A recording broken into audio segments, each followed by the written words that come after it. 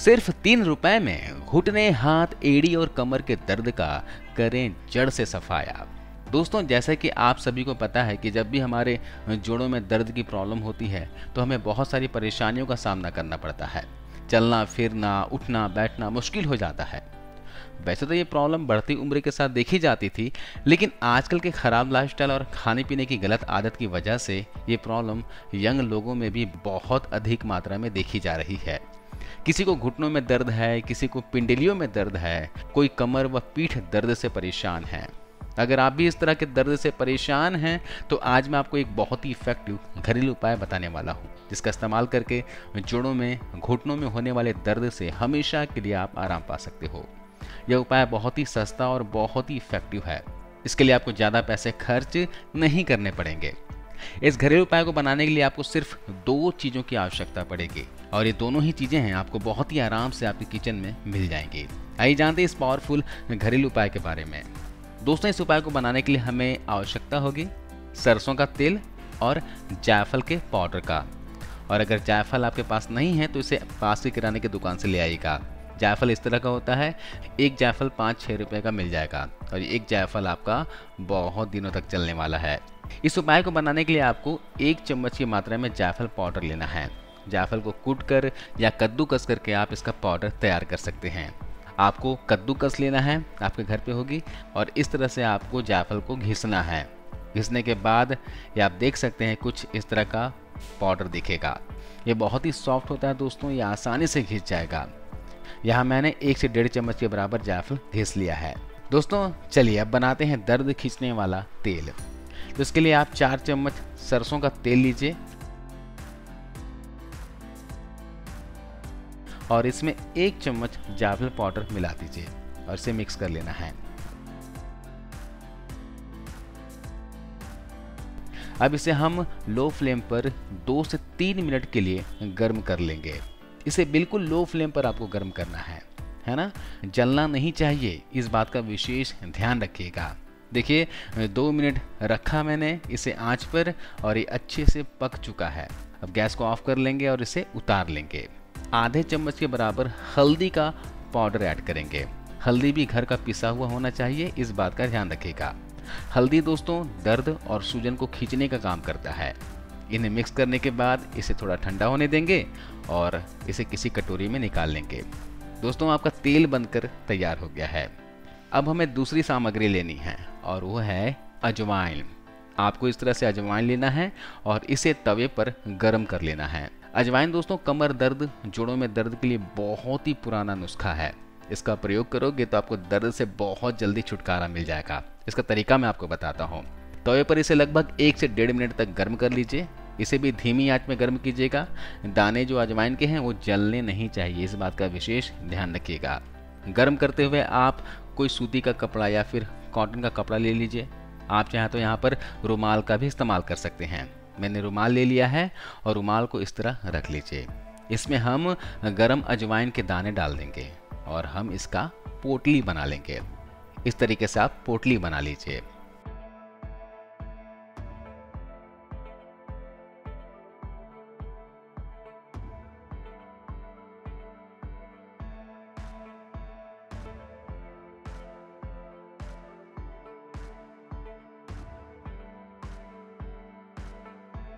दोस्तों, इस पोटली से जहां भी शरीर में दर्द हो उस जगह की सिकाई कीजिए। कमर में दर्द हो, घुटनों में हो, गर्दन में हो, एड़ियों में दर्द हो, पिंडलियों में दर्द हो, है ना, किसी भी तरह का दर्द हो, मोच आने की वजह से भी दर्द हो तो भी इसका इस्तेमाल कर सकते हैं। 2 से 3 मिनट तक आपको सिकाई करना है, लेकिन ध्यान रखिएगा कि पोटली जो है गर्म होनी चाहिए, तभी सिकाई करोगे तो फ़ायदा मिलेगा। पोटली अगर ठंडी हो गई हो तो तवे में फिर से इसे गर्म कर लीजिए। इस तरीके से गर्म तवे में पोटली को सटा सटा के गर्म कीजिए, उसके बाद फिर से सिकाई कीजिए। 2 से 3 मिनट तक सिकाई कर लेंगे तो काफ़ी हो जाता है। दोस्तों, इस तरह से सिकाई आप सूजन वाली जगहों पर भी कर सकते हैं। अगर कहीं पे चोट की वजह से सूजन हो गया हो या फिर अर्थराइटिस गठिया की वजह से सूजन हो गया हो तो भी आप इस तरह से सिकाई कीजिए। कई बार क्या होता है कि जब हम ज़्यादा चल लेते हैं, वॉक कर लेते हैं तो जोड़ों में, पैरों में स्वेलिंग आ जाती है, दर्द होने लगता है। तो उस जगह पर भी इस तरह अजवाइन की पोटली बनाकर सिकाई कीजिएगा, बहुत ही आराम महसूस होगा। सिकाई करने के बाद जो हमने ऑयल बनाया था, इस ऑयल से आपको उस जगह मालिश करना है। आप तेल को गुनगुना ही इस्तेमाल कीजिएगा। लगभग 5 से 7 मिनट तक हल्के हाथों से मसाज कर लीजिए, अच्छे से मसाज कर लीजिए, जहाँ भी दर्द हो वहाँ पे मसाज कीजिए। इससे आप जब मसाज करोगे तो बहुत ही रिलैक्स फील करोगे। दोस्तों एक बात बता दूं कि ये बाज़ार में मिलने वाले एक महंगे से महंगे पेन किलर ऑयल से ज़्यादा इफ़ेक्टिव है। जी हाँ दोस्तों, जितने भी मैं घरेलू नुस्खे लेकर आता हूँ, ये नुस्खे हमारी दादी नानियों द्वारा आजमाए हुए नुस्खे होते हैं, जिसका रिजल्ट आपको बहुत ही अच्छा मिलेगा।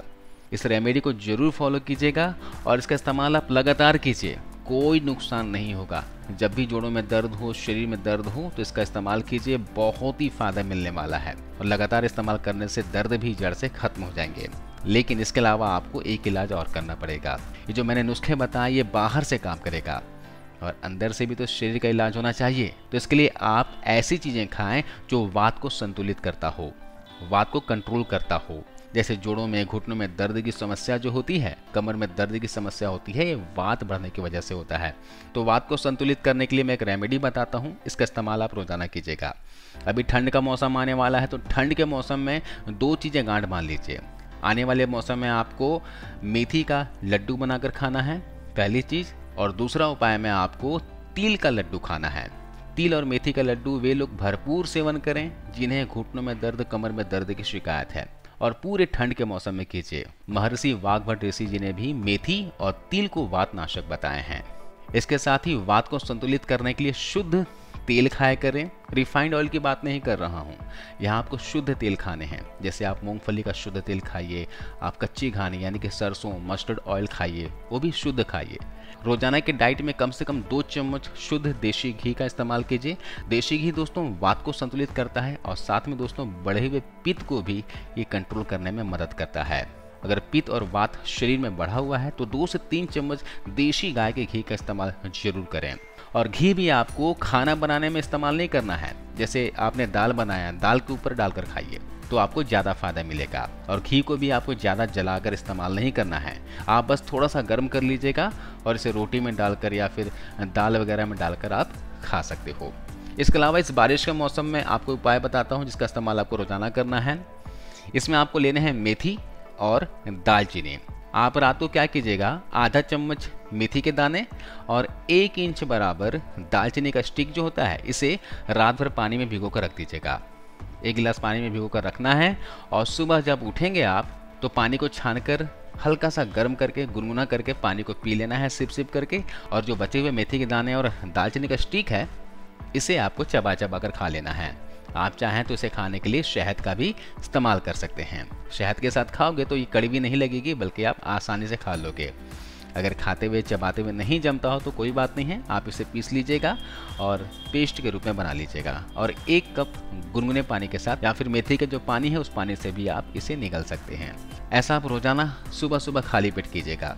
इससे दोस्तों वात कंट्रोल में रहेगा और जोड़ों में दर्द, घुटनों में दर्द, जोड़ों से कट की आवाज़ आती हो, हड्डियों से संबंधित रोग हों, शरीर में कमजोरी हो, कोलेस्ट्रॉल बढ़ा हुआ हो, डायबिटीज़ हो, इसमें फ़ायदा करेगा। लेकिन जिन्हें भी डायबिटीज़ है वे लोग शहद का इस्तेमाल ना करें।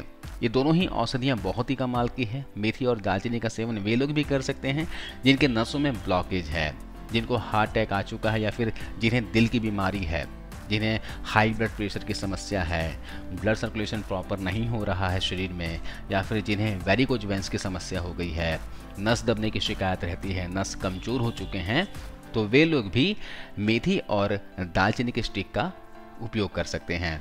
जिन्हें थायराइड की समस्या है वे लोग भी इस रेमेडी को फॉलो कर सकते हैं, कोई नुकसान नहीं होता। हालांकि गर्भवती महिलाओं को इस रेमेडी को फॉलो नहीं करना है, इस बात का ध्यान रखना होगा। दोस्तों दालचीनी और मेथी वाला जो रेमेडी है, इसका इस्तेमाल आपको लगातार 15 दिनों तक करना है और 15 दिनों के बाद आप वीक में 3 दिन लीजिएगा, 1 दिन छोड़कर 1 दिन लीजिए। ठीक है, इस तरह आप पूरे ठंड के मौसम तक इस्तेमाल कर सकते हैं, कोई नुकसान नहीं होगा, बल्कि आपको फ़ायदा ही फ़ायदा दिखेगा।